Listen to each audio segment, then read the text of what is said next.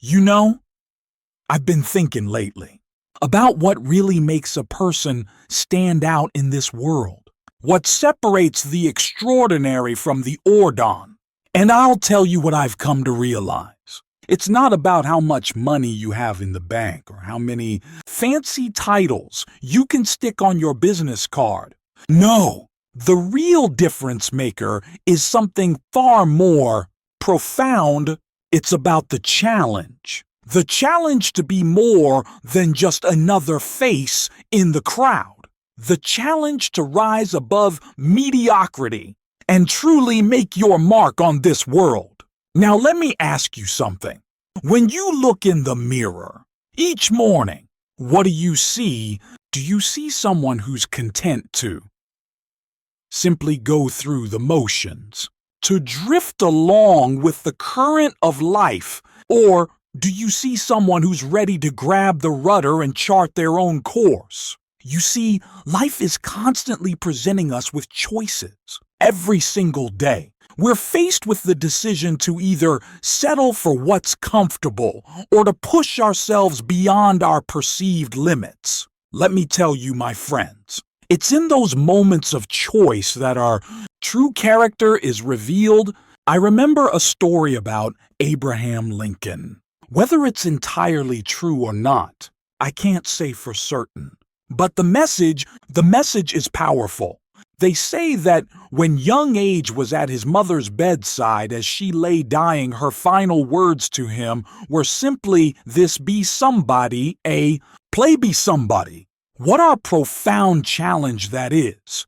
It's not just about achieving success or accumulating wealth. It's about becoming a person of substance, of character, of influence. But here's the thing. Being somebody isn't about putting on airs or trying to impress others. It's about developing yourself from the inside out. It's about cultivating wisdom, strength, and kindness in equal measure. Now let's talk about leadership for a moment. Because whether you realize it or not, each and every one of you is a leader in some capacity. You might be leading a Fortune 500 company, or you might be leading your family around the dinner table. Each the principles remain the same. The great challenge in leadership, and indeed in life, is the strike that delicate to walk that razor's edge. Difference between opposing forces. Let me break it down for you. Stay strong, but not rude. Strength is admirable, but it must be tempered with respect and consideration for others. A true leader knows how to assert themselves without trampling on those around them. Be kind, but not weak. Kindness is a virtue, my friends, but it should never be mistaken for. You can have a heart of gold without being but not a bull. Boldness can move mountains, but there's a fine line between being assertive and being aggressive. A skilled leader knows how to inspire action without resorting to intimidation. Be humble, but not timid. Humility is the hallmark of a great leader, but don't let it hold you back from seizing opportunities. You can acknowledge your limitations while still believing in your potential. Be proud, but not arrogant. Take pride in your accomplishments.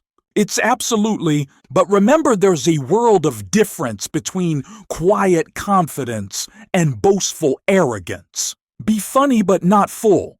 A sense of humor can be a powerful tool in your leadership arsenal. It can diffuse tension and build connections. But know when it's time to be serious. There's a time and place for everything. Now I want to talk to you about something that's been weighing on my mind lately. It's about the role of parents in shaping the next generation of leaders. You see, too many parents these days are looking to outsource their leadership responsibilities. They're hoping the teachers or the church or the community will step in and be the example there. But let me tell you something. There is no substitute for parental leadership.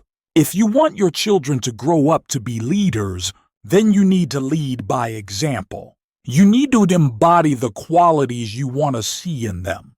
And it's not just about parents. This applies to anyone in a position of influence, teachers, managers, community leaders. We all have a responsibility to set the bar high. What's possible when you commit to personal growth and excellence? You know, I'm reminded of a conversation I had with a young man some years back. He, fresh out of college, full of ambition, but unsure of how to channel it. And do you know what I told him? I said, son, the key to success isn't just about working hard. It's about working hard on yourself. You see, that's the secret that so many people miss. They spend all their time and energy trying to change their circumstances, when what they really need to focus on is changing themselves. Because when you improve yourself, your circumstances can't help but improve along with you. Now I want you to imagine for a moment that you're climbing a big, imposing mountain. That represents all your goals. As you start your climb, you notice two paths stretching out before you. The first path is wide and well-worn. It's the path of least resistance. The one that most people take. Amanda's around the base of the mountain, never really gaining much altitude. Sure, it's easy going, but at the end of the day, you haven't really gotten anywhere. The second path is narrow and steep.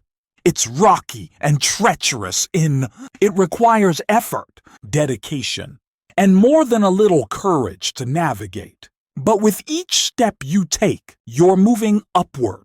You're making progress. In the view, well, let me tell you, the view, what's better? With every foot of elevation path are you going to choose? You see, that's what personal development is all about. It's about choosing the harder, the one that leads to growth and transformation. It's about pushing yourself beyond your comfort zone, facing your fears, and constantly striving to be better today than you were yesterday. And here's the beautiful thing about personal development. It's a journey without end. There's always room for improvement, always new heights to reach. The moment you think you've arrived is the moment you start. What does stagnate? Now I can almost hear some of you thinking, but what if I fail? What if I try to climb that mountain and I stumble? What if I fall flat on my face? Well, let me tell you something. Failure isn't the opposite of, it's part of success. Every great achiever, every inspirational leader, every person who's ever done anything worthwhile has failed at some point. The difference is, they didn't let failure define them. They used it as a stepping stone, a learning experience, a catalyst for growth. Life isn't about avoiding failures. It's about how you handle them when they inevitably come. Do you let them crush your spirit and send you scare him back to the safety of mediocrity? Where do you pick yourself up, dust yourself off, and say, what can I learn from this? That's the mindset of a true leader. That's the attitude that separates what's the extra. Let's talk about goal setting for a moment.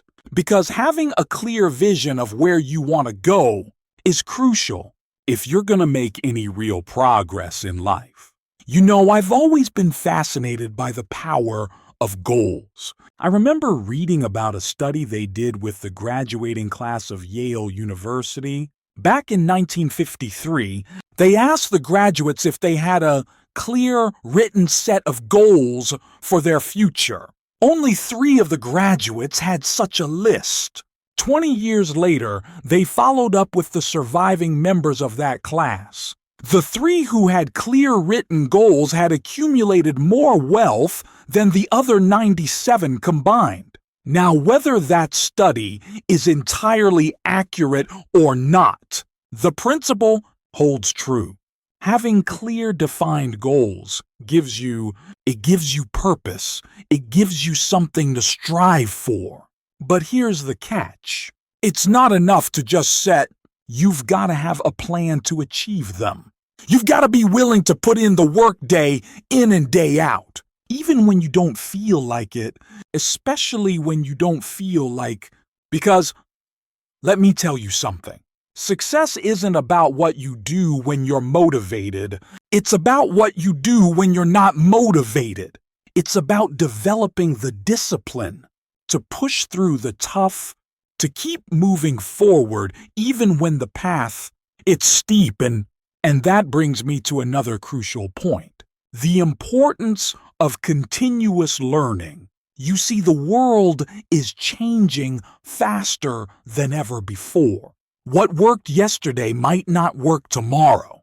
If you're not constantly updating your knowledge and skills, you're going to get left behind. I've always said the formal education will make you a living, but self-education will make you a fort. And I'm not just talking about financial wealth here. I'm talking about the wealth of wisdom, of understanding, of personal growth. I challenge you. Make a commitment to lifelong learning. Read books. Attending. Seek out mentors. Expose yourself to new ideas, new perspectives, new ways of thinking. Because the more you learn, the more you'll realize how much there is to learn. And that is the of true wisdom. Now, as we start to wrap things up, I want to leave you with one final thought. It's something that's been at the core of my philosophy for as long as I can remember. And it says, you are the average of the 5 people you spend the most time with. Think about that for a moment. Look around at your circle of friends, your colleagues, the people you interact with on a daily basis. Are they pushing you to be better? Are they challenging you to grow? Are they holding you back, keeping you tethered to mediocrity? You see, personal growth isn't just about what you do. It's also about who you surround yourself with. If you want to be successful, seek out successful people. If you want to be wise, spend time with those who are wiser than. If you want to be a leader, associate with other leaders. Because here's the truth. Excellence is contagious. When you surround yourself with excellence, you can't help but be pulled up to a higher level. So as you leave here today, I want you to ask yourself, am I ready to take on the challenge? Am I ready to be more than mediocre? Am I ready to truly be somebody? Remember, the greatest project you'll ever work on is yourself. The greatest investment you'll ever make is in your own personal growth. And the greatest legacy you'll ever leave is the impact you have on the lives of others. Let's dive deeper into what it really means to invest in yourself. You see, when most people think about investing, their minds immediately jump to stocks, bonds, real. But I'm here to tell you that the most valuable asset you'll ever own is right between your mind, your skills, your character. These are the things that will determine your success in far more than any external. And the beautiful thing is, unlike the stock market or real estate, you have direct control over these investments. Every book you're reading, every skill you learn, every challenge you overcome, these are all deposits in your personal growth. And let me tell you, the interest on these investments compounds over time in ways you can't even imagine. I remember a young man who came to me once, complaining about his job. He was stuck in a dead-end position. feeling undervalued and underpaid. Do you know what I told him? I said, "Young man, if you want a better job, become a better you."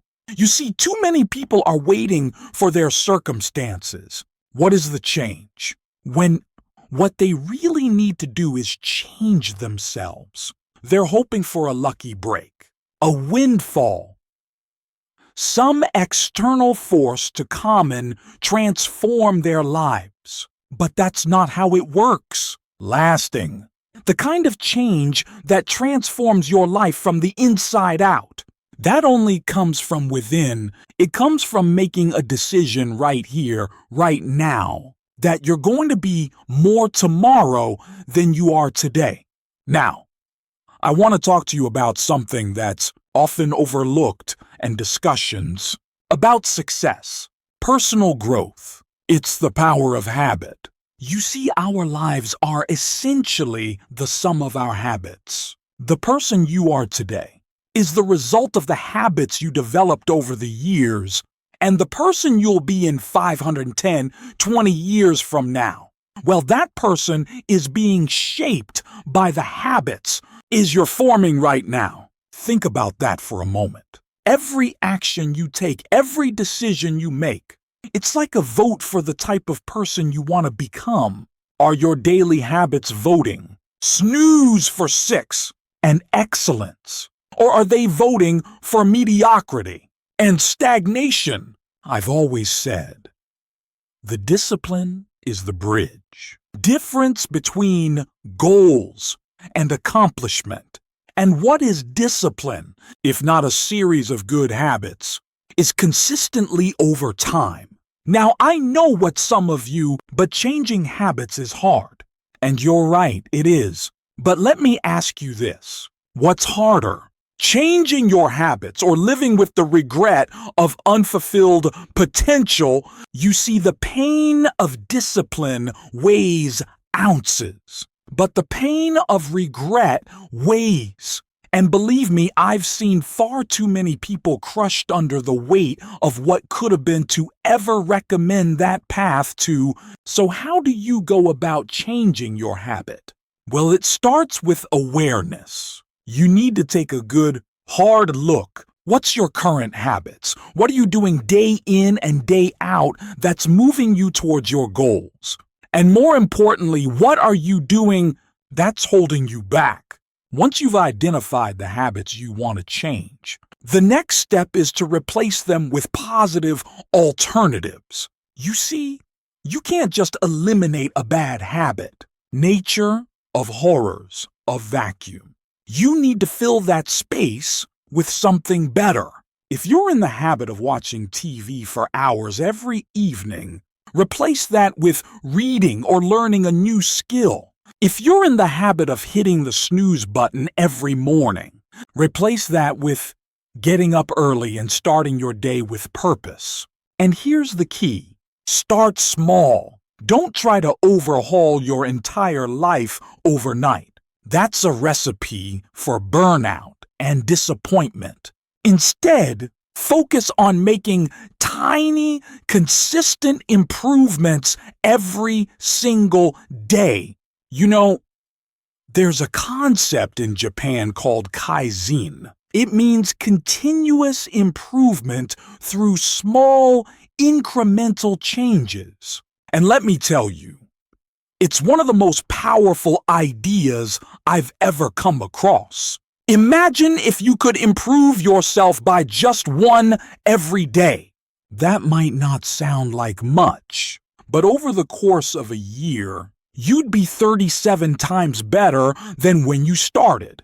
That's the power of compound growth. Let's talk about another crucial aspect of personal development: your mindset.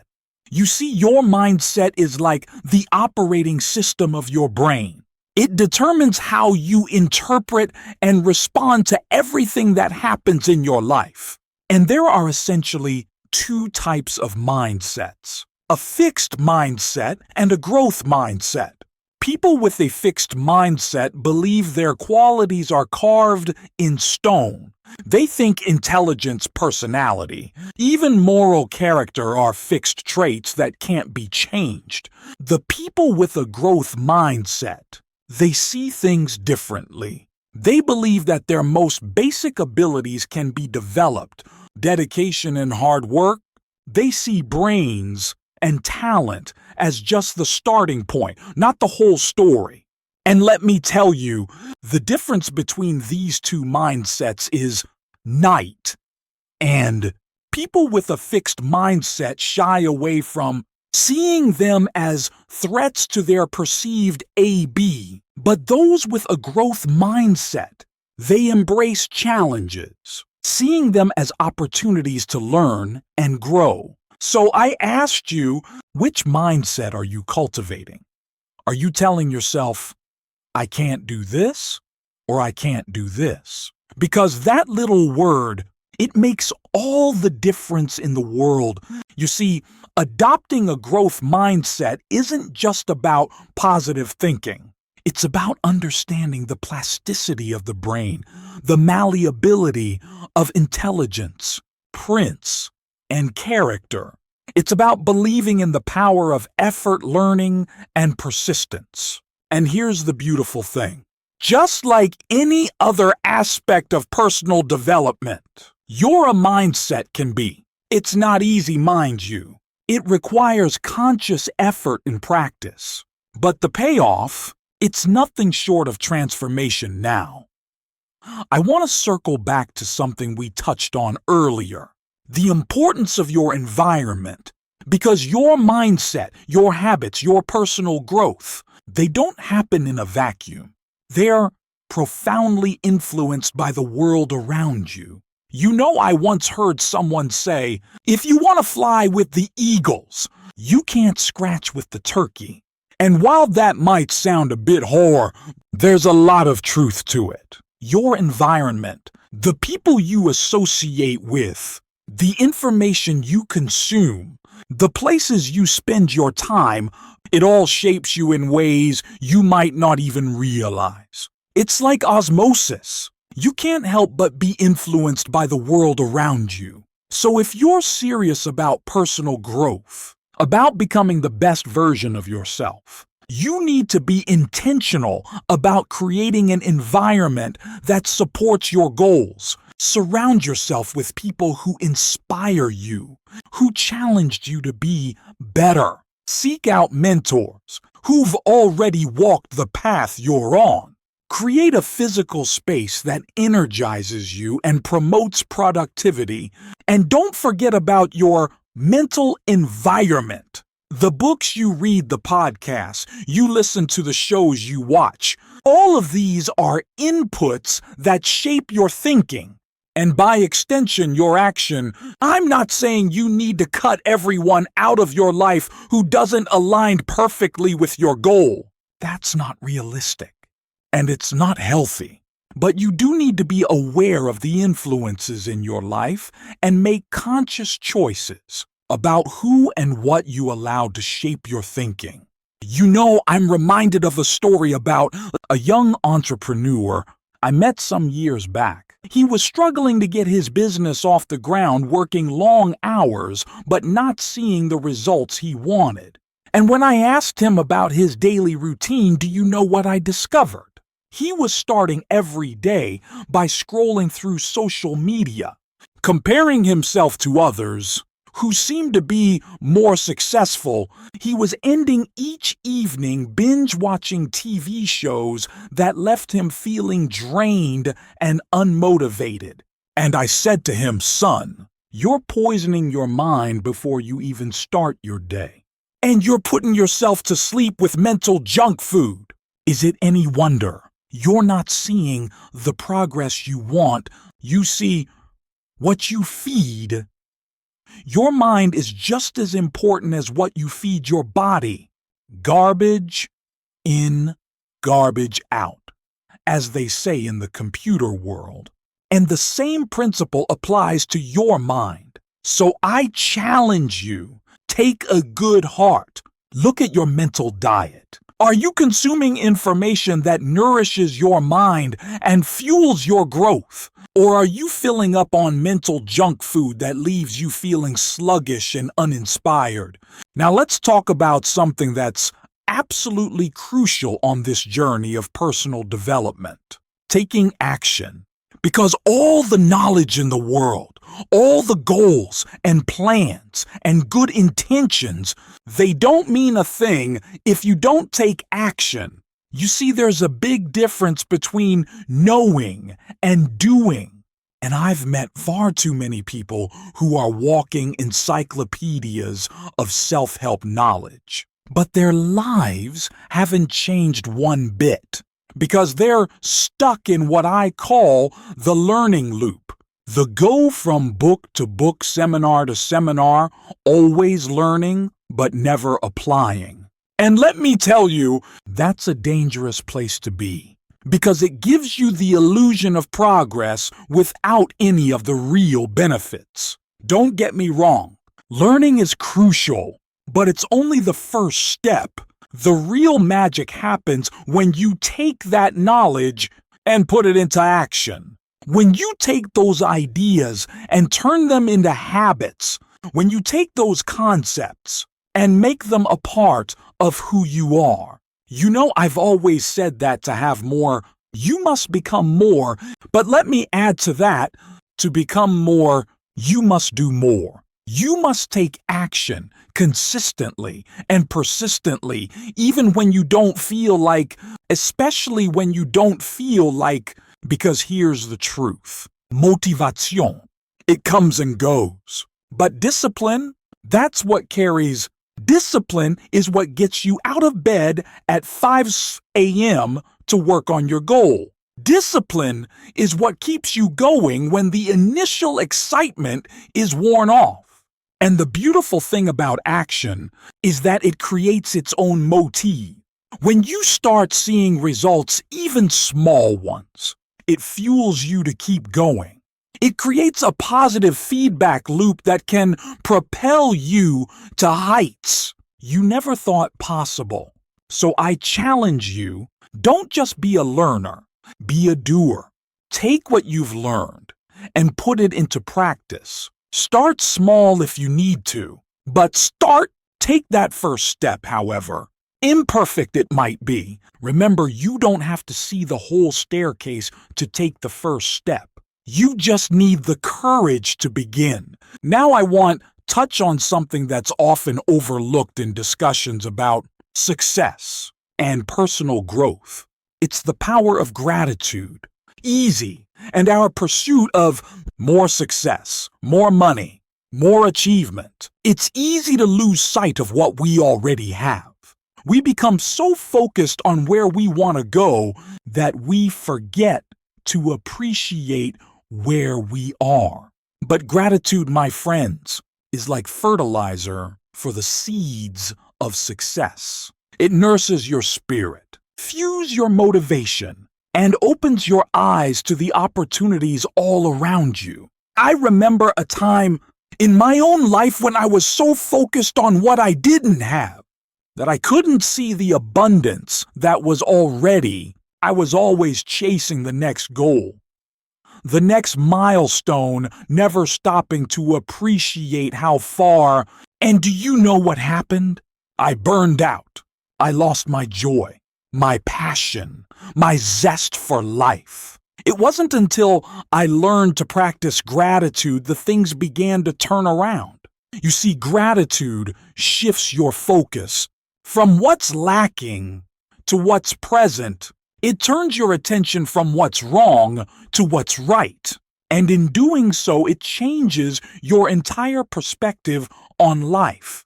When you're grateful, problems become opportunities. Obstacles become challenges to overcome. Failures become lessons to learn from. So I challenge you, start each day with gratitude. Before you even get out of bed, think of 3 things you're grateful for. They don't have to be big things. Maybe it's the comfortable bed you slept in or the cup of coffee waiting for you in the kitchen. or the fact that you have another day to work towards your dream. And don't just think about these things. Reel them. Let the warmth of gratitude wash over you. Let it fill you up. Set the tone for your entire. You'll be amazed at how this simple practice can transform your life. Because when you're truly grateful for what you have, you'll find that you have more to be grateful for. Now, as we start to wrap up, I want to talk about something that's absolutely crucial on this journey of personal growth and success, is the power of belief. You see, your is shape your reality. They determine what you think is possible, what you're willing to attempt, and ultimately, what you're able to achieve. If you believe something is impossible, guess what? For you, it is. Your mind will find all sorts of reasons why it can't be done. But if you believe something is possible, even if it's difficult, your mind will start looking for ways to make it happen. I'm reminded of the story of the 4-minute mile. For years, it was believed to be impossible for a human to run a mile in less than 4 minutes. Doctors and scientists said it couldn't be done. But in 1954, Roger Bannister broke that barrier. And do you know what happened next? Within just a year, several other runners had also broken the 4-minute mile. The barrier wasn't physical, it was mental. Just train his body. He visualized breaking the 4-minute mile. He believed it was possible. And that belief made all the difference. So I asked you, what are your 4-minute miles? What barriers have you set up in your own mind? What limitations have you placed on yourself? Because here's the truth. The only limits that truly matter are the ones you place on yourself. And the good news is those limits exist only in your mind, which means you have the power to change them. So I challenge you, dream big, believe in possibilities, see yourself not as you are, but as you could be. Because when you expand your belief and what's possible, you expand your life. And remember, believe isn't just about positive thinking. It's about aligning your thoughts, your words, and your actions with what you want to achieve. It's about living as if what you want is not only possible, but inevitable. You know, I've always said that success is something you attract by the person you become. And becoming that person starts with believe. Believe in yourself. Believe in your potential.